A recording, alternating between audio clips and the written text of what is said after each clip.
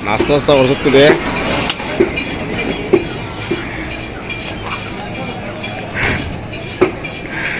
আর আজকে দে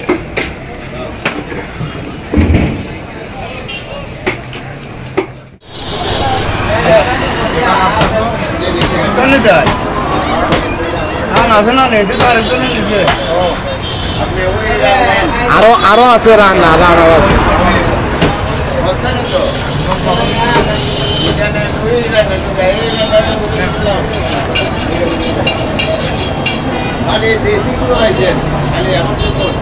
অরিজিনাল দেশি